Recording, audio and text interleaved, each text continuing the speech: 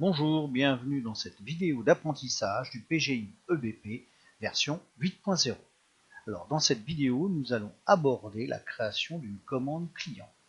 Alors commençons par la création directe d'une commande.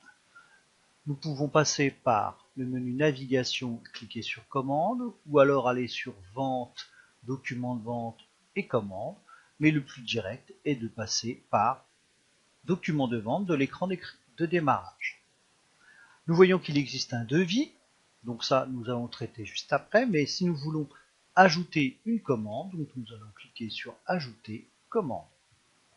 Voilà, le logiciel nous propose un écran de saisie identique à celui du devis que nous avons vu précédemment, donc il suffirait d'y mettre la date de la commande, la date de la livraison, le nom du client, donc ici sélectionner le code tiers, et de remplir en dessous ici les différents articles que le client commande. Donc là, je vais fermer.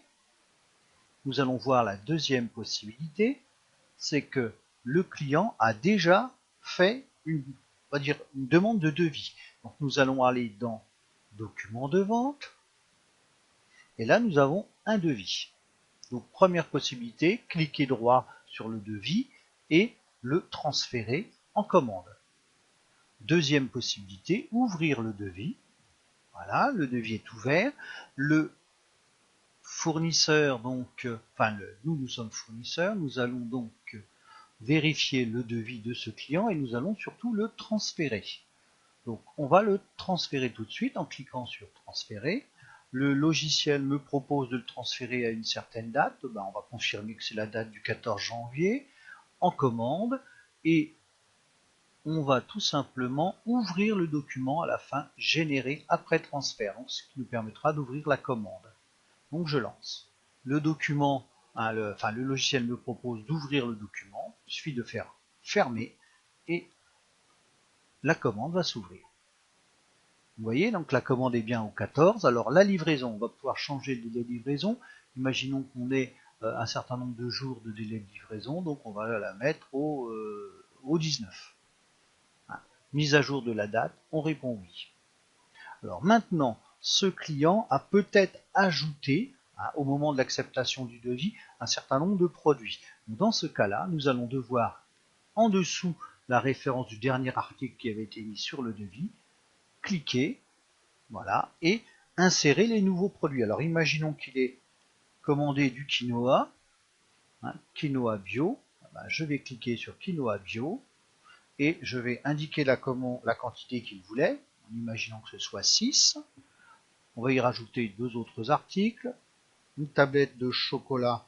Alors, si on met chocolat 80, on vérifie.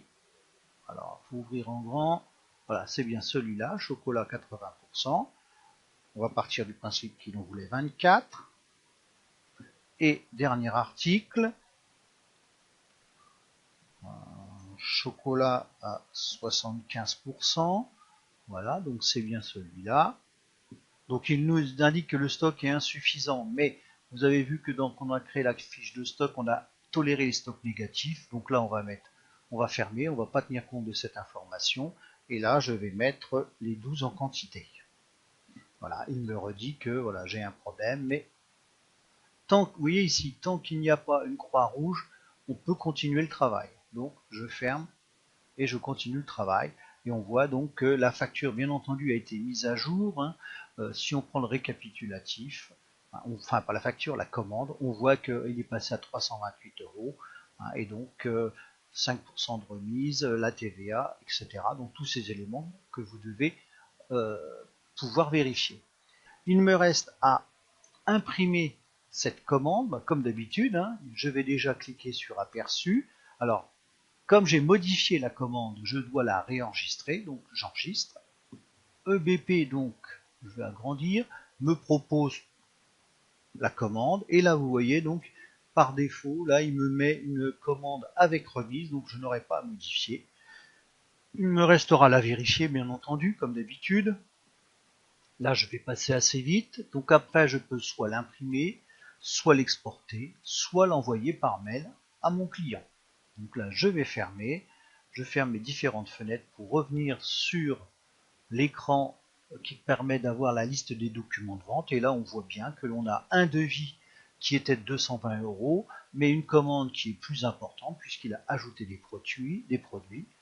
Donc, je reviens sur mon écran de démarrage pour vous indiquer que cette vidéo est terminée et que je vous donne rendez-vous pour une prochaine. Au revoir.